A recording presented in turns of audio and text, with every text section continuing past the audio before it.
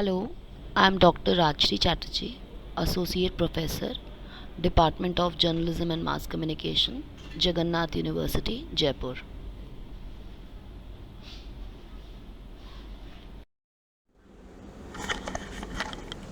Hello everyone. Today we are going to discuss the concept of liberalization, privatization and globalization in India.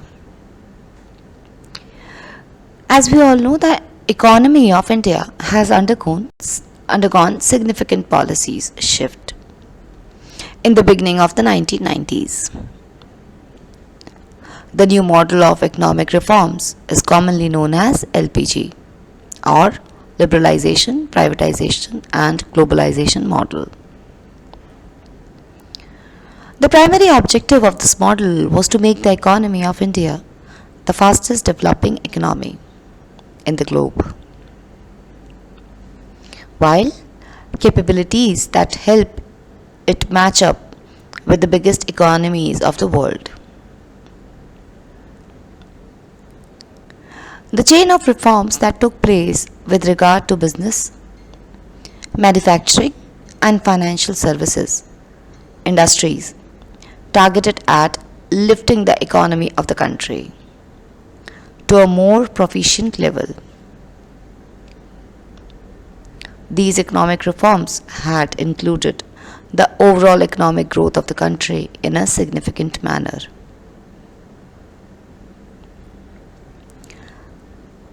Now let's discuss liberalization. Liberalization refers to the slackening of government regulations. The economic liberalization in India denotes the continuing financial reforms which began since 24th July 1991. Another two important points are privatization and globalization. Privatization refers to the participation of private entities in businesses and services and transfer of ownership from the public sector or government to the private sector as well. Here, globalization stands for the consolidation of the various economies of the world. Now let's discuss LPG and economic reform policy of India. Following its freedom on August 15, 1947, the Republic of India stuck to socialistic economic strategies. In 1980s, Rajiv Gandhi, the then Prime Minister of India, started a number of economic restructuring measures. In 1991, the country experienced a balance of payment dilemma from following the Gulf War and the downfall of the erstwhile Soviet Union. The country had to make a deposit of 47 tons of gold to the Bank of England and 20 tons of Union Bank of Switzerland. This was necessary under a recovery pact with the IMF or International Monetary Fund. Furthermore, the International Monetary Fund necessitated India to assume a sequence of systematic economic reorganizations. Consequently, the then Prime Minister of the country, P.V. Narasimha Rao, initiated groundbreaking economic reforms.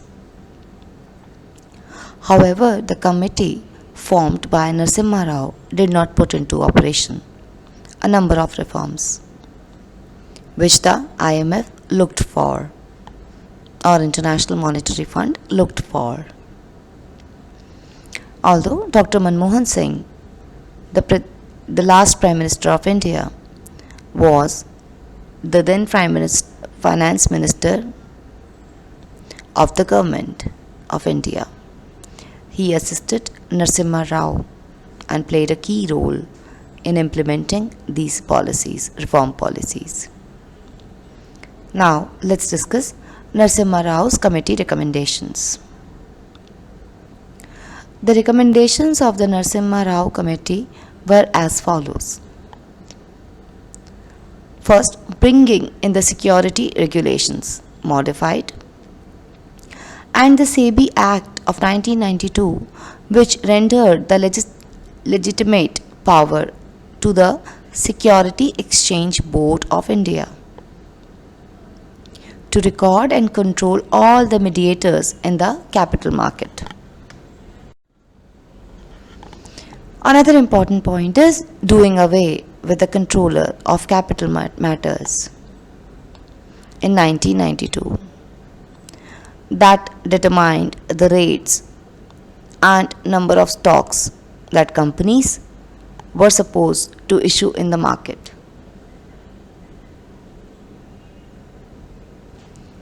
Launching of the National Stock Exchange in 1994 in the form of computerized share buying and selling system, which acted as a tool to influence the restructuring of the other stock exchanges in the country. By the year 1996, the National Stock Exchange surfaced as the biggest stock exchange in India.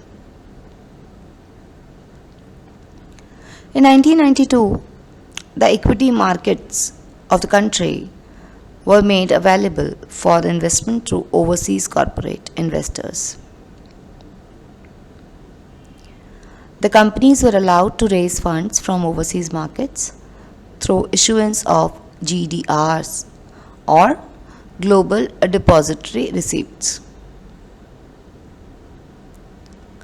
Promoting FDI, that is foreign direct investment, by means of raising the highest cap on the contribution of international capital in business ventures, or partnership to 51% from 40%.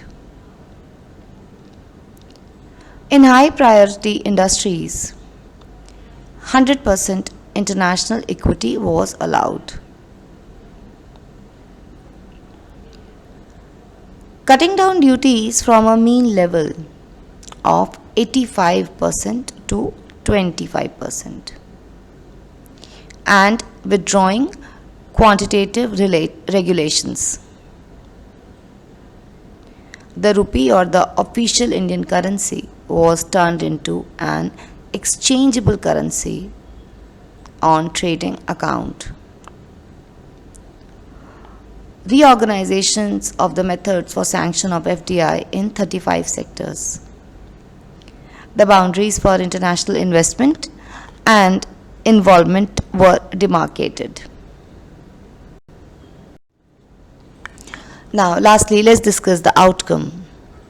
The outcome of these reorganizations can be estimated by the fact that the overall amount of overseas investment, comprising portfolio investment, FDI, and investment collected from overseas equity capital market.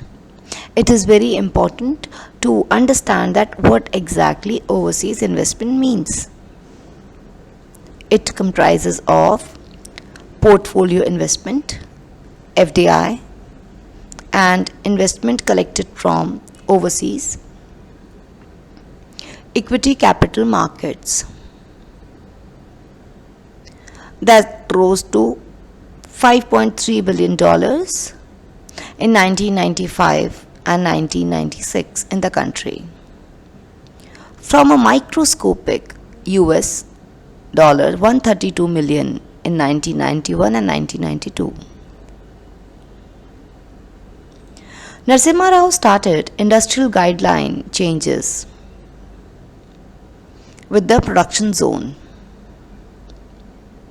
He did away with the license Raj, leaving just 18 sectors which required licensing.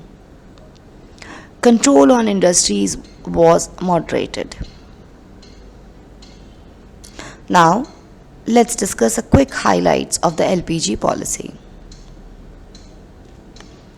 Given below are the salient highlights of liberalization, privatization, and globalization policy in India. First is foreign technology agreements. Second point is foreign investment. Third is MRTP Act 1969. It was amended. Next is industrial licensing. Another point is deregulation. Next is beginning of privatization. Another point is opportunities for overseas trade. Next point is steps to regulate inflation, tax reforms, and lastly, but one of the most important point, that is abolition of license, permit Raj.